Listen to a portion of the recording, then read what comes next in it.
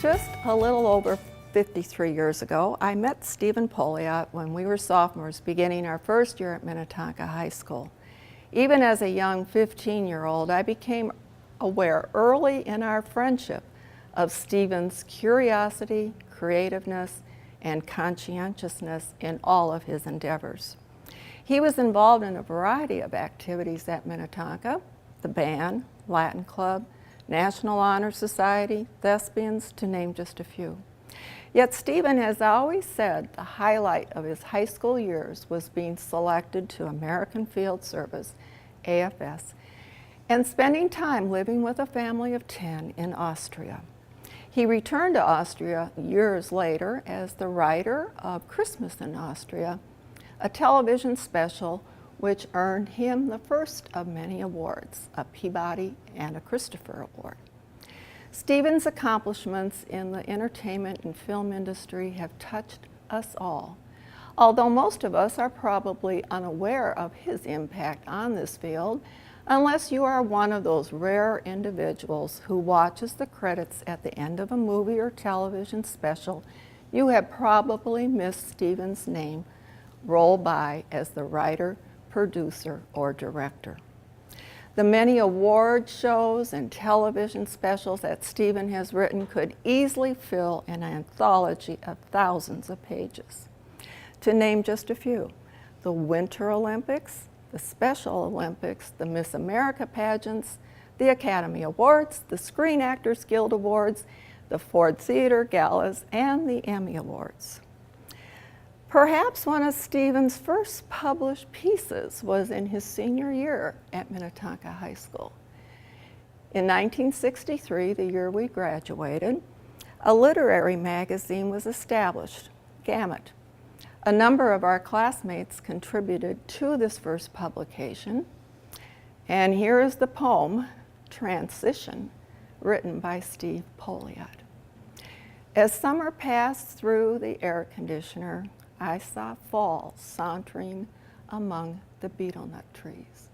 He hesitated briefly, admired a migrant firebird, and then glancing backward, transpired into winter. Well, Stephen, you certainly have come full circle.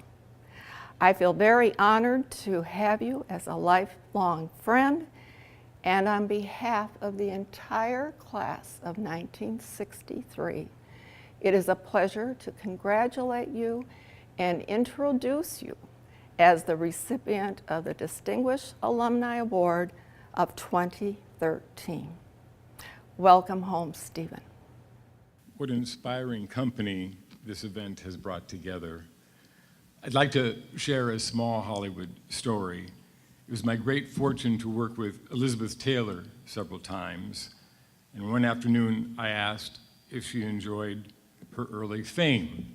She said yes, but I had one regret. I was working and didn't get to attend my high school prom. So that afternoon, we put on some music and danced. And for those who may have wondered, I'd like to confirm that in the right light and with the magic of 2 vodka gimlets, Elizabeth Taylor's eyes were really violet. Now, I was informed by a very reliable source that the video prologue you just watched was done in only 2 takes. When Ms. Schmeisser was asked if she wanted a 3rd take, she replied like a true star, "No, that's it." I was impressed by her performance and plan to send the tape to a couple agents I know. So Karen, prepare yourself for a second career. And just imagine how the Hollywood Reporter is going to put it. Norwegian Discovery gives Oprah a run for the money. It's always wonderful to get back home, especially at this time of year. And what a homecoming this has been. For a guy who hovered between a B- and C+ in gym class, hearing my name announced on the football field last night was honor enough. This is officially the last day of summer. So I know for many of you there are gardens to be tended and fish to be caught and grandchildren to be spoiled. So first let me thank the Minnetonka Alumni Association and everyone here for celebrating this phenomenal place of learning.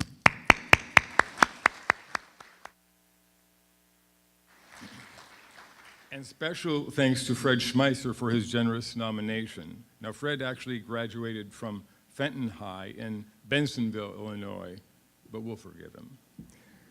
Returning to Minnetonka is full circle, and I can honestly tell you that Hollywood has not invented an award that equals what this alumni recognition means to me. A couple of my teachers are here, and I'd like to acknowledge them. Josephine Sansón, who taught a very lively Spanish course at Minnetonka High during my journey. Doña Sansón, muchas gracias por todo.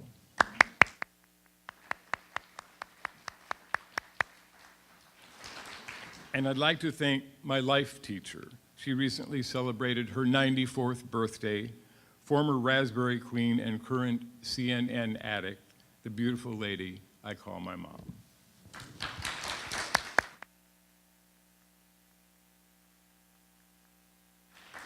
I'd like to take you back 6 decades ago. On a September morning, not unlike this, my first grade teacher, Mildred Sweeney, with her perfectly coiffed silver hair and gold-framed glasses, asked her new class to please sit up straight.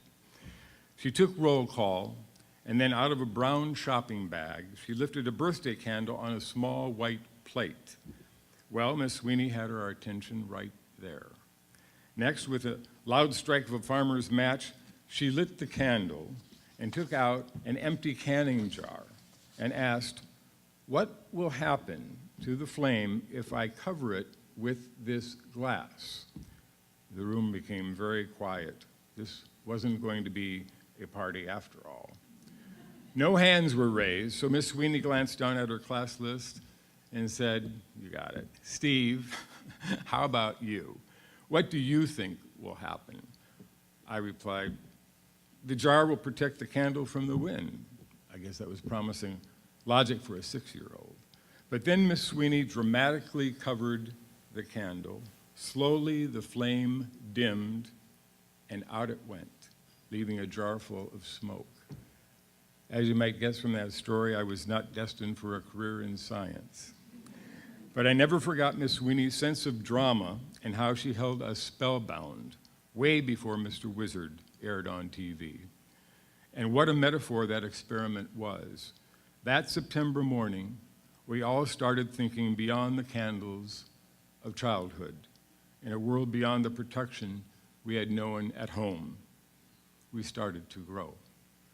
Throughout my public education, and especially here at Minnetonka High, so many teachers had the knack for show business, a flair for encouraging curiosity, something that helped shape me and the career I pursued in the entertainment industry. 2 weeks ago, my graduating class, the amazing class of '63, celebrated its 50th anniversary. And I think we all agreed that aging is a lot easier if you consider it a team sport. We were a mix of war babies and baby boomers, raised in the promise of the American dream. The FLOUR children would become the FLOWER children of the 60s.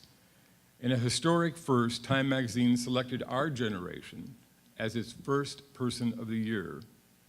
We were the pace setters, and our timeless motto still rings true: give peace a chance.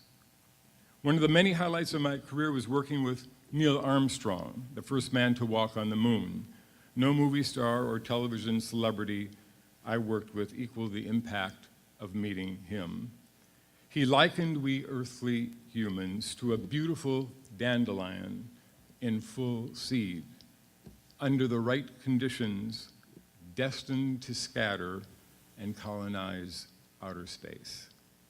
And it was, I believe, an early event in space that would help define the direction of my high school class. In the fall of 1957, the Soviet Union launched Sputnik, a small satellite.